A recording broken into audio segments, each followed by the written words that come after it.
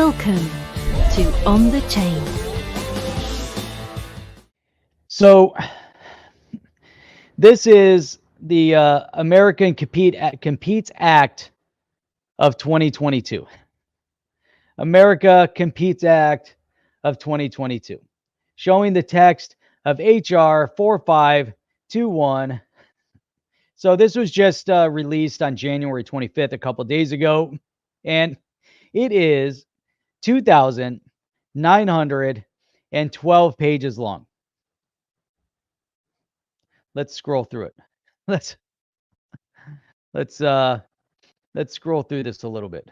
So, the short title: This act may be cited as the America Creating Opportunities for Manufacturing Preeminence in Technology and Economic Strength Act of 2022, or the America Competes Act of 2022. So, I mean, we start digging into this. Can't undermine everything that's been said in it, some of these ideas, but then when you dig into it, that's when you really see the reality of it. So, creating helpful incentives to produce semiconductors for America Fund. Wow.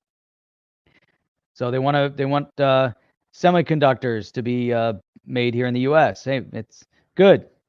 That's good. They need an act to make that possible, instead of trying to allow big business that's already in technology to find a way to actually build them over here, maybe through some tax reduction incentives.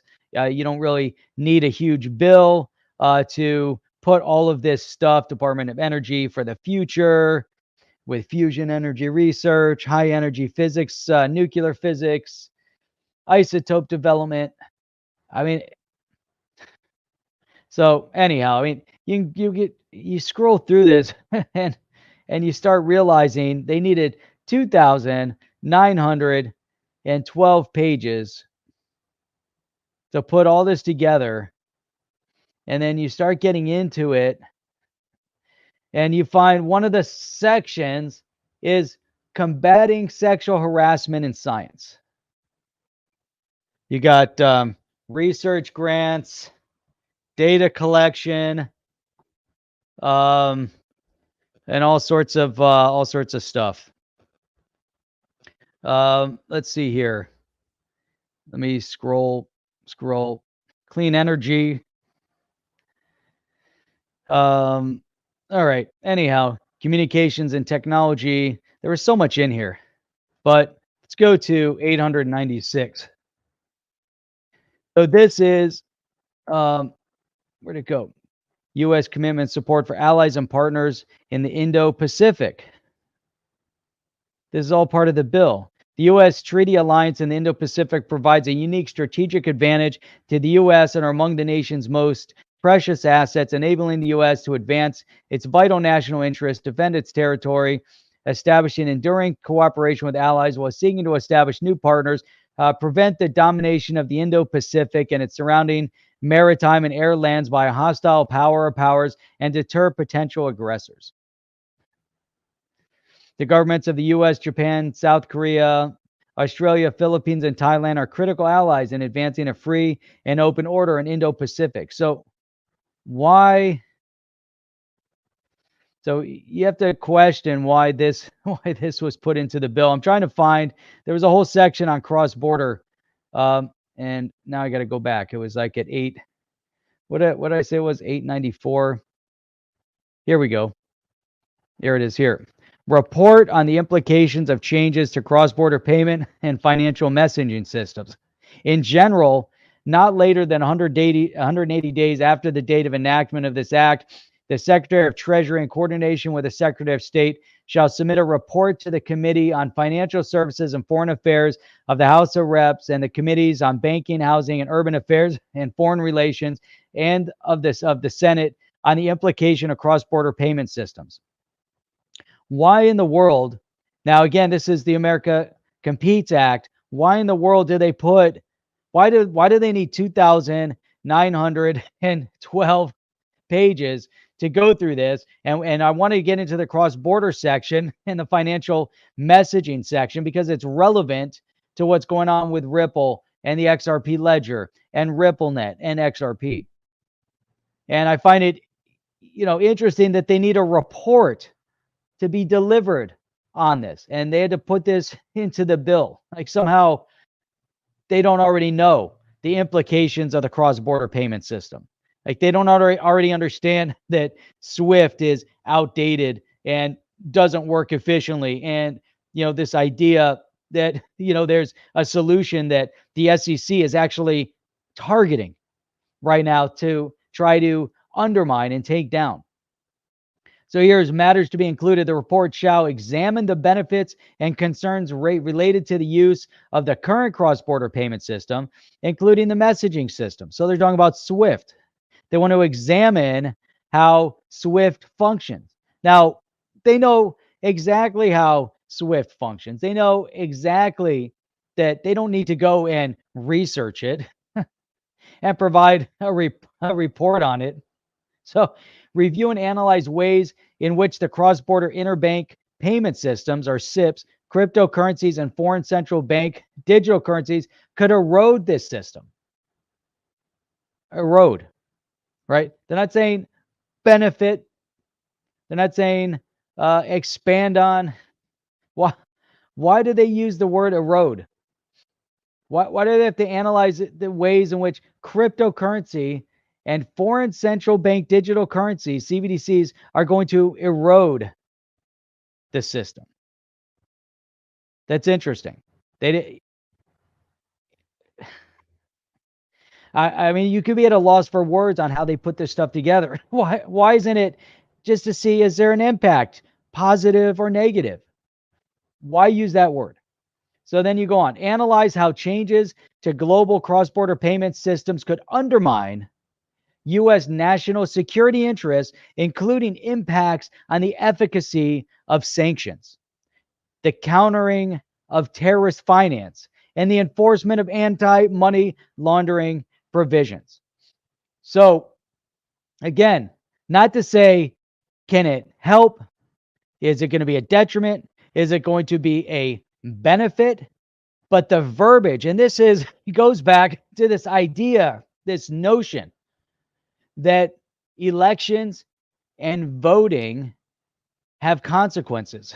So now if you look at how this current administration, their thought process as it pertains to cryptocurrency. So now think about this idea of an executive order coming from the White House related to cryptocurrency, when in the Competes Act, they're not talking about the possible benefits of cryptocurrency streamlining cross-border payments. They're talking about how it could undermine U.S. national security. Not trying to figure out a way to say, how can we get it so it could benefit U.S. national security? Is instant cross-border payment and settlements a benefit or a detriment? Is streamlined business transactions a benefit or a detriment? I find it interesting that in their thought process, the way they've manipulated the verbiage, once again, manipulated the verbiage, is to spin things in a negative way, from a negative light. What are they referencing in one little couple paragraph here? From 1 to 11. They're referencing cryptocurrencies. They're referencing CBDCs, how it could be detrimental to the system. And they want to look at how it could then also undermine, how if you're going to change global cross-border payments, how it could undermine national security. Now, are they in reference to the fact that the SEC has launched a lawsuit against Ripple over, potentially selling unregistered securities? If you have the SEC on one side and you have a bill, the Competes Act, that's directly referencing cross-border payments. RippleNet is a cross-border payment solution that's being taken on by entities all over the world. We see new partnerships that are being created all over the place that see the true benefit in having instant settlement and transparency in process in moving money. The UAE is light years ahead of where the US is from a monetary perspective. You see partnerships developing in the UAE, in Saudi Arabia, in Japan, all over the world. But in the US, they're still tripping over their own shoelaces, despite the fact that we have amazing technology that's being developed here in the US, despite that. And I don't want to say despite, but I should say to spite. In spite, to spite the new technology that's being built in the US, they're coming out with these ridiculous statements. And they had to put this into a bill called America Competes Act.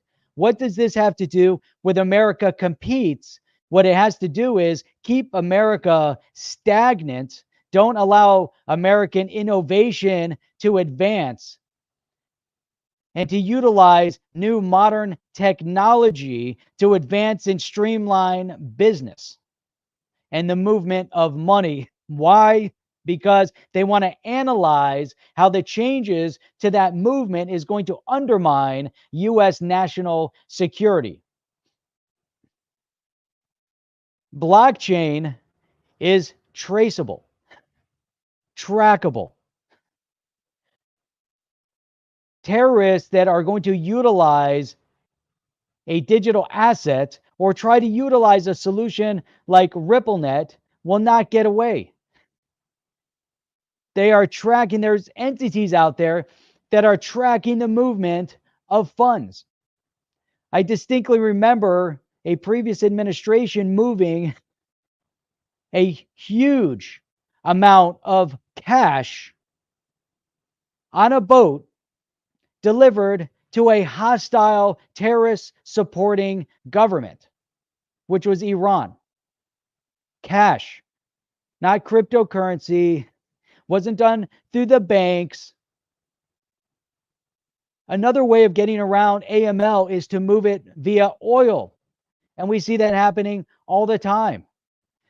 We see Iran trying to move oil to a certain nation, or we see arms being transferred around in exchange for oil, or whatever it might be. You don't have to use money. There's all sorts of ways to get around the system. These terrorist supporting nations and terrorist entities don't seem to have a problem raising money. These terrorists don't seem to have a problem entering the United States. We have a porous border. There was a report that came out the other day that a terrorist on the terrorist watch list came across the border and was released into the US. So how is it that they're so concerned about how a modern mechanism for cross-border payment is going to undermine our security interests and counter-terrorist interests and AML, anti-money laundering provisions? How is that possible? I mean, it's so absurd that as you look at this, and you have to ask yourself, and you have to really say, what in the world is going on? That's why voting has consequences. The people that you put into office will do things like this. Now, you can't say that this has any kind of intelligent thought process behind it that is somehow going to benefit cryptocurrency. Not when you tie in and say you want to analyze ways in which cryptocurrency is going to erode the system. It's absurd. We're in backwards world right now. Every day is opposite day. It's so asinine. Are you down with OTC? Please like, subscribe, and click the bell to be notified when the next video drops.